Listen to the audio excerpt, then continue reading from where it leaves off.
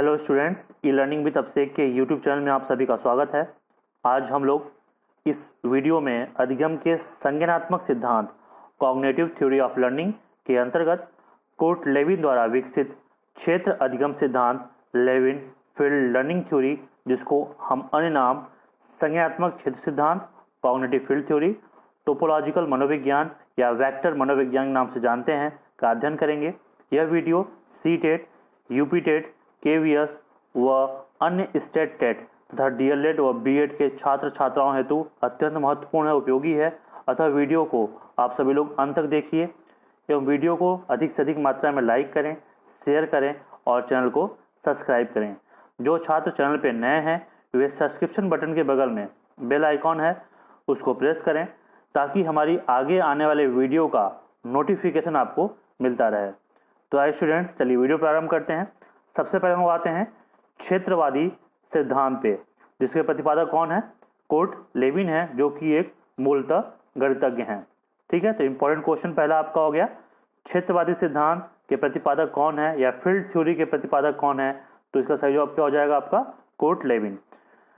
Court Lewin का जन्म 9 सितंबर 1890 में जर्मनी में हुआ था और इनकी मृत्यु 12 फरवरी 1947 में हुई।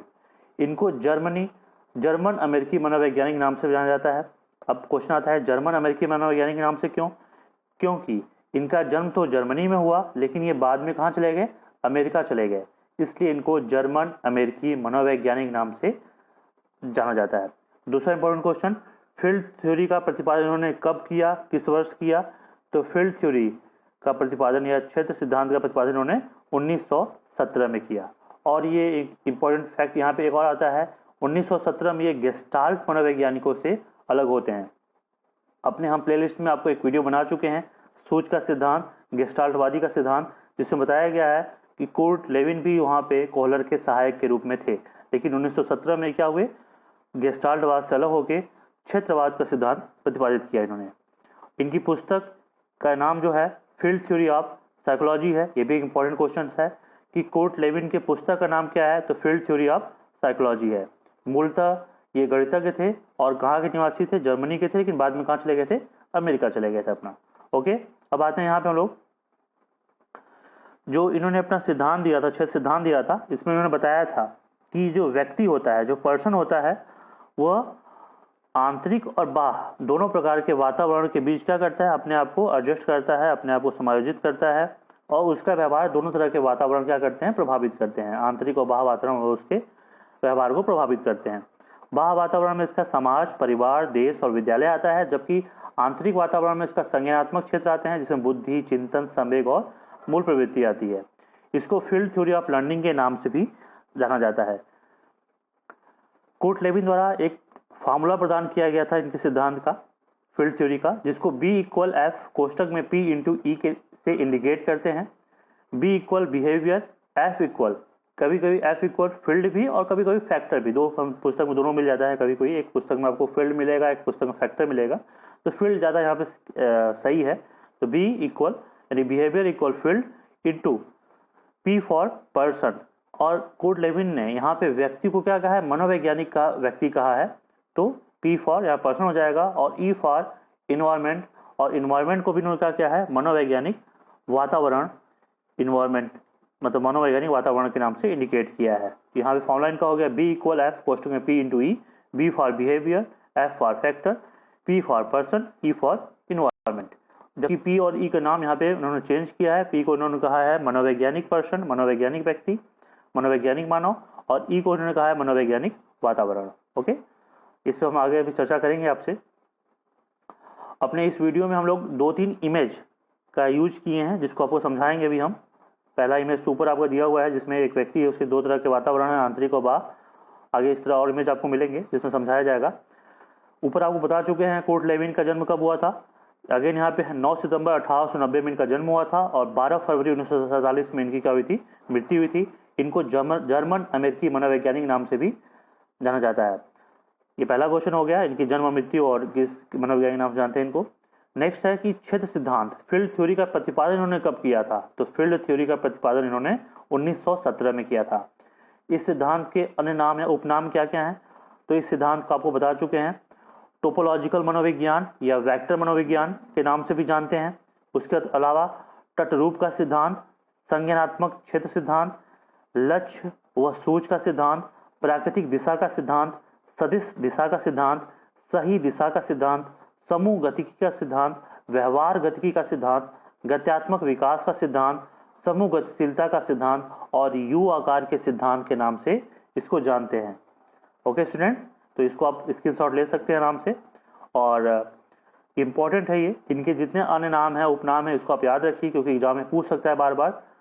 चाहे वो तटरूप का सिद्धांत हो, चाहे संज्ञानात्मक क्षेत्र का सिद्धांत हो, लक्ष्य एवं सूच का सिद्धांत हो, प्राकृतिक दिशा का सिद्धांत हो, सदिश दिशा का सिद्धांत हो, या सही दिशा का सिद्धांत हो, समूह गतिकी का सिद्धांत हो, व्यवहार गति का सिद्धांत हो, गत्यात्मक विकास का सिद्धांत हो, समूह गतिशीलता का सिद्धांत हो, या यू आकार का सिद्धांत हो, इन सभी का प्रतिपादन किसने किया था?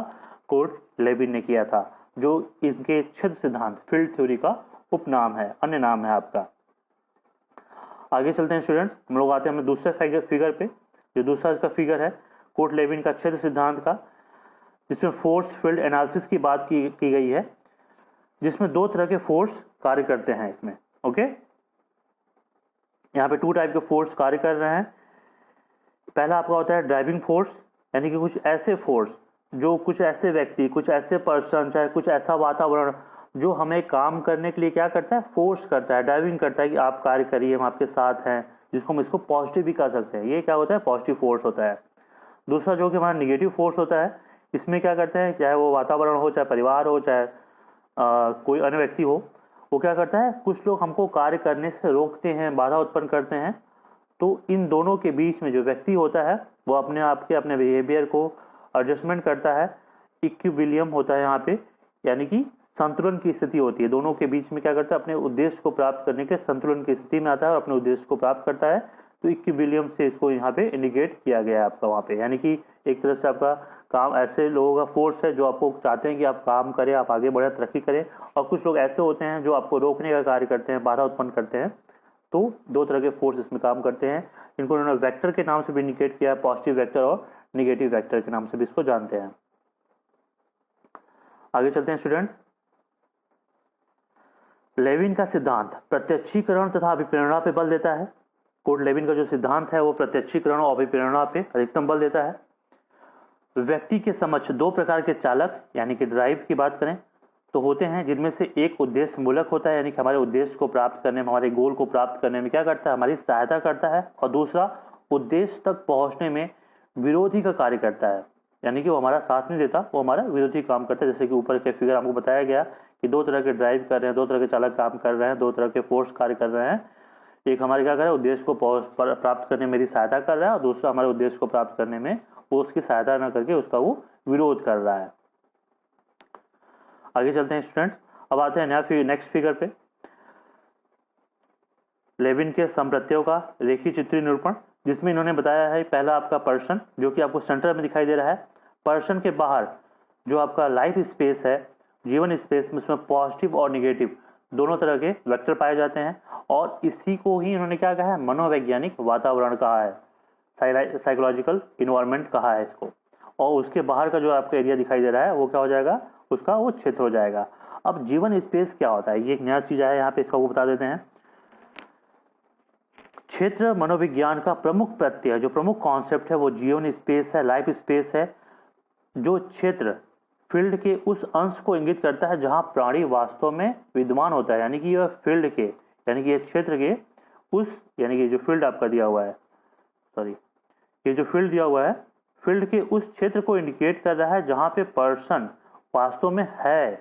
ठीक है, अब जिसको एग्जांपल के माध्यम से समझाते हैं। किसी प्राणी का जीवन स्पेस वह होता है जिसमें वह स्वयं मनोवैज्ञानिक रूप से रहता है। इसलिए इन्होंने क्या कहा? कोर्ट लेविन ने व्यक्ति को कहा है मनोवैज्ञानिक व्यक्ति कहा है। वास्तव में वो उस मनोवैज्ञानिक रूप से जिसमें रहता है, उसको उसका जीवन स्पेस या लाइफ स्पेस कहा जाता है। हर व्यक्ति का लाइफ स्पेस अलग अलग होता है। आपको एक एग्जांपल के माध्यम से समझाते हैं। जैसे सपोज एक कमरा है, एक रूम है, जिसके कोने में एक सांप छिपा है और उसमें कुछ व्यक्ति हैं। यदि केवल एक व्यक्ति ने देखा कि सांप छिपा हुआ है, ठीक है, एक क्लासरूम है या एक रूम है जिसमें एक सांप छिपा हुआ है कॉर्नर में और उसमें कुछ व्यक्ति हैं, 2 व्यक्ति हैं, 3 व्यक्ति, 4 व्यक्ति, कुछ व्यक्ति हैं। उसमें से केवल एक व्यक्ति को दिख रहा है सांप और कुछ व्यक्ति जो बाकी व्यक्ति उनको क्या है, सांप नहीं दिख रहा है। तो सांप दिखने वाले और सांप को न देखने वाले व्यक्ति का जीवन स्पेस अलग अलग होगा। एक के जीवन स्पेस में क्या होगा, सांप विद्यमान होगा, जबकि दूसरे के जीवन स्पेस में सांप विद्यमान या मौजूद नहीं होगा। यानी कि जो व्यक्ति सांप को देखा है तो उसकी इस लाइफ स्पेस में क्या होगा, वो सांप भी क्या होगा, स्नेक भी क्या होगा, वहां पे होगा। और जिसने स्नेक को नहीं देखा है तो उसके लाइफ स्पेस में क्या होगा, स्नेक नहीं होगा वहां पे। ठीक है, तो समझ गए आप लाइफ स्पेस क्या होगा आपका। इस क्षेत्र का फील्ड का जो क्षेत्र उसका है, क्षेत्र का एक भाग होता है जिसमें वास्तव में मानव होता है, व्यक्ति होता है, इसलिए इसको मनोवैज्ञानिक पर्सन भी कहा गया है। और इसके अंतर्गत जो वातावरण होगा वो मनोवैज्ञानिक वातावरण के नाम से भी जाना जाएगा। ओके स्टूडेंट्स, तो आई थिंक आप लोग एग्जाम्पल समझे होंगे। सिंपल सा एग्जाम्पल है, एक क्लासरूम है, एक रूम है जिसके अंदर सांप है, कुछ व्यक्ति हैं, एक व्यक्ति ने उस सांप को देखा, बाकी व्यक्तियों ने नहीं देखा। तो यहाँ पे दोनों का क्या होगा, लाइफ स्पेस अलग अलग होगा, जीवन स्पेस अलग अलग होगा। एक के जीवन स्पेस में व्यक्ति के साथ साथ उसका जो सांप देखा है वो सांप भी होगा, और जो व्यक्ति ने सांप नहीं देखा है उसके लाइफ स्पेस में सांप नहीं होगा। ओके स्टूडेंट्स, आगे चलते हैं इसमें लोग। प्राणी का व्यवहार उन सभी कारकों द्वारा प्रभावित होता है जो उसके क्षेत्र या वातावरण में उपस्थित होते हैं। जैसे आपको बताया है कि उसका बिहेवियर क्या होगा, उन सभी फैक्टर से, उन सभी कारक से प्रभावित होता है जो उसके क्षेत्र या वातावरण में उपस्थित होते हैं। जैसे मनोवैज्ञानिक वातावरण में अगर सांप है तो उससे क्या होगा, उसका व्यवहार प्रभावित होगा, सिंपल सी बात है। और उसके जीवन स्पेस में सांप नहीं है तो उसको कोई प्रभाव नहीं पड़ेगा, वो प्रभावित नहीं होगा उससे आपका। लेविन ने अपने सिद्धांत में व्यक्ति को मनोवैज्ञानिक मानव कहा है। आपको बताया जा चुके, ऊपर बताया चुके हैं कि इन्होंने क्या किया, पर्सन को क्या कहा है, साइकोलॉजिकल पर्सन कहा है, मनोवैज्ञानिक मानव कहा है, जो कि अपने मनोवैज्ञानिक विचारों से क्या करता है, समस्या का निदान करता है। आगे चलते हैं स्टूडेंट, इसके लास्ट फिगर पे, लास्ट डायग्राम पे, जिसमें इन्होंने बताया है कि इसको लक्ष्य एवं सूझ का सिद्धांत, सही दिशा का सिद्धांत, यू आकार का सिद्धांत के नाम से क्यों जानते हैं। तो इसमें आपको आएगा 1917 में गेस्टाल्टवाद से अलग हुए। ये भी आपको इंपॉर्टेंट क्वेश्चन है, पूछ सकता है कुर्ट लेविन गेस्टाल्टवाद से कब अलग हुए। तो हाँ, जवाब क्या होगा आपका, 1917 में एक गेस्टाल्टवाद से अलग हुए और क्षेत्रवादी विचारधारा का निर्माण किया। अब आइए इसको अन्य नाम से क्यों जानते हैं उसको समझते हैं।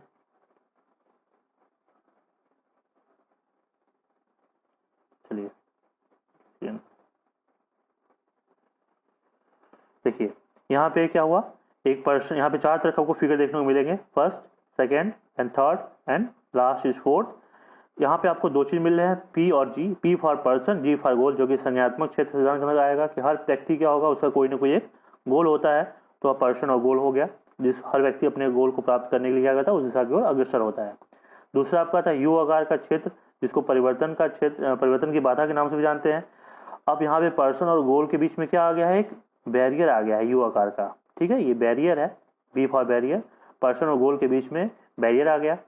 अब पर्सन क्या करता है, अब वो सूझ और सही दिशा का सिद्धांत का यूज करता है, वेक्टर का यूज करता है। जैसे आपको बताया गया है कि वेक्टर मनोविज्ञान कहते हैं इसको, वेक्टर का यूज करता है अपने गोल को प्राप्त करने के लिए। यहाँ दिखाई दे रहा है कि यहाँ पे क्या है आपका, वो बैरियर यहाँ बना हुआ है, वही बैरियर आपका यहाँ भी बना हुआ है आपका। तो पर्सन क्या करता है, जो पर्सन होगा वो वेक्टर का यूज करके, वेक्टर के माध्यम से या सूझ के माध्यम से, सही दिशा के माध्यम से अपने गोल को प्राप्त करने का प्रयास करता है। ठीक है, इसलिए इसको लक्ष्य के सिद्धांत या सूझ का सही लक्ष्य एवं सूझ का सिद्धांत, सही दिशा का सिद्धांत के नाम से भी जानते हैं।